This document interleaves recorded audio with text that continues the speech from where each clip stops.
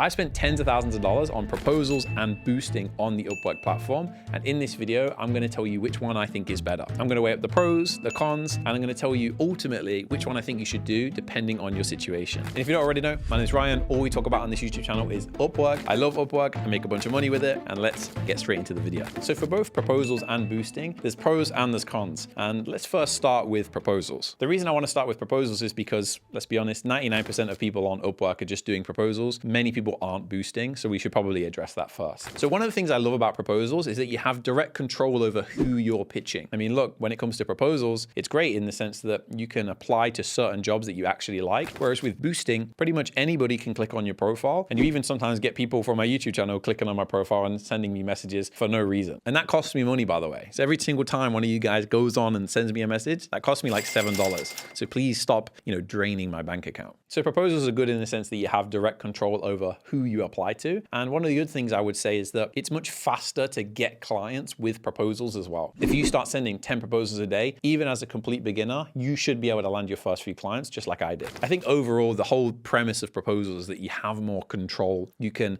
scale it up or scale it down, and you have a lot more control over the types of clients you're going to get and how quickly you get those clients. The other thing I like about it is that you can tailor your message for every single job. Like I said, it's all about personalization with proposals. And I make a bunch of videos on my channel about how to send proposals in the best way, especially with Loom videos. You can check that out. But ultimately, proposals give you more control over the way in which you message clients. Now, in terms of the cons of proposals, number one, let's be honest, it's super time intensive. Sending 10 proposals a day usually takes about an hour a day. And this is something that more and more people are trying to outsource. But that comes with another con, which is automation. Automation sounds good when it comes to proposals, but most of the time you just come off as super generic. You're sending ChatGPT messages, and it's one of the reasons that you're not landing clients most likely. It's one of the biggest things I see, and I hire a lot of people on Upwork. I've hired over 70 plus people and spent tens of thousands of dollars hiring. And it's one of the things that I see all the time is just automated proposals, and it looks super bad. I would urge you, if you're a freelancer, keep control over your personalization on your proposals for as long as possible before it just doesn't make sense for you to do it anymore. I think often people will get to like a few $1,000s a month with Upwork, or $5,000 or $10,000, and they'll just immediately start automating the process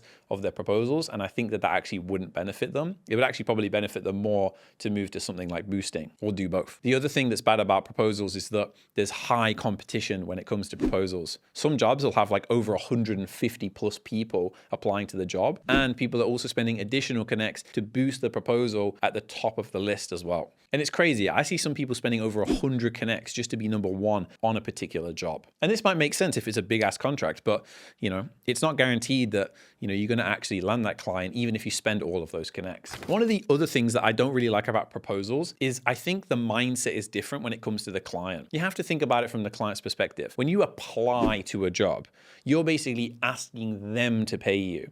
And it's they're the buyer and you're the seller, and you're selling this thing. You're selling that snake oil.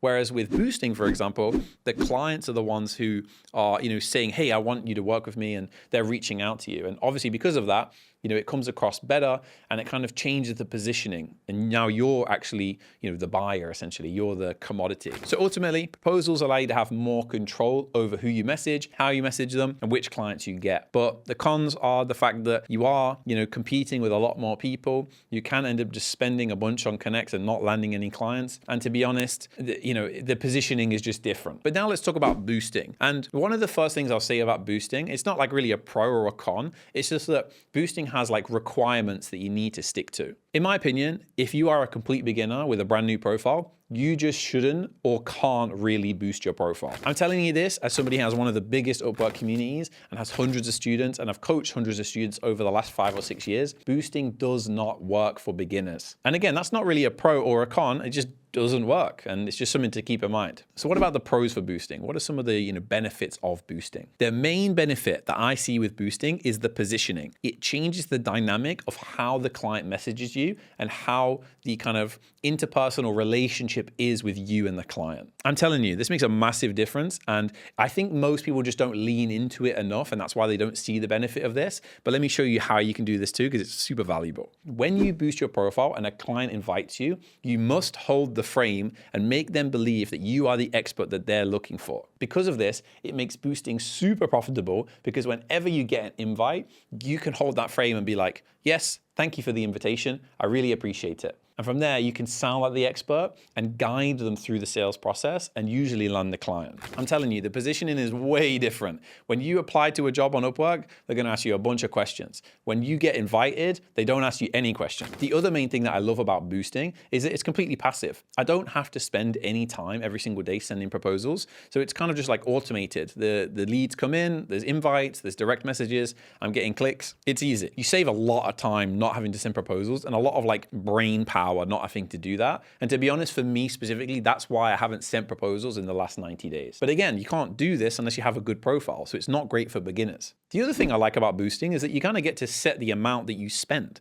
Like, for example, it doesn't necessarily cost you more than proposals if you're doing it correctly. In the boosting section, you can set your connects per click and you can set how many clicks you get per day. So you really have a lot of control over how much you spend and how many people actually see and visit your profile every single day. And as long as your profile is optimized and you use the other videos that I've made about this, like my profile checklist, that's like almost like a course that I feel like I should charge for, but I give it away for free on YouTube, you'll get a lot of messages back. I mean, right now I get about a 50% conversion from people that click on my profile to people that invite me. And I think the most important thing that I would say when it comes to boosting and the pros of boosting is that the clients are so much better, I feel. Not just from the positioning like I talked about earlier, but I feel like a client that invites you is serious about hiring. There's many people that will put jobs out on Upwork that you'll apply to that are kind of just, not really serious and they won't actually message anybody, let alone you. And that's okay because obviously eventually you'll get some of those connects back because the job will die and you'll get a refund.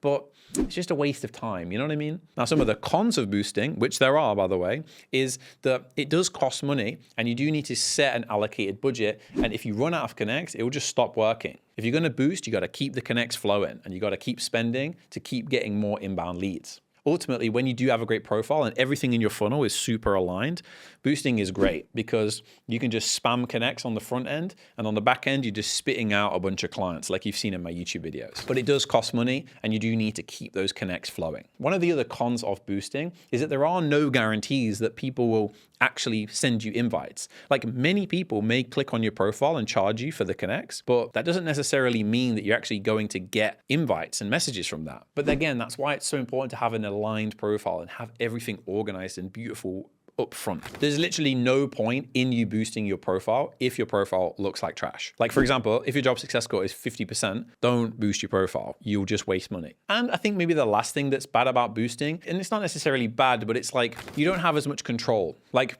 obviously, if you put your thing to like 10 clicks per day, it doesn't necessarily mean you're going to get 10 clicks per day. Whereas with proposals, you actually can force, outreach. You can force leads to come to you. And there's a really easy correlation between like how many proposals I send to how many are viewed to how many messages. And it's like more, trackable and, essentially consistent, let's say. And again, it ultimately doesn't work unless your profile is good. So if you don't have as good of a profile and it's currently needs some mending, you can still get clients with proposals, but you can't do that with boosting. So what's the verdict? Which is better? In my opinion, boosting is better, but only if you fit the criteria for a great profile and you have your entire funnel aligned. If you're making 5, 10K per month from Upwork and you're not boosting, you're missing out. And I even recently had a call with an agency on Upwork that's making over $100,000 a month with their Upwork profile, and they weren't boosting. And as soon as they turned it on, they started crushing. But again, you can't do this unless you have a great profile and everything in your funnel is super aligned. And ultimately, you should never stop sending proposals, in my opinion. I'm just being a bit lazy,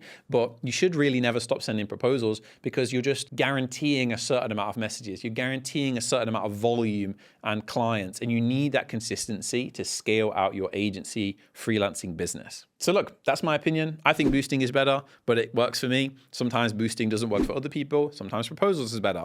I think both is ultimately the best thing you can do. But let me know in the comment section, what do you guys think?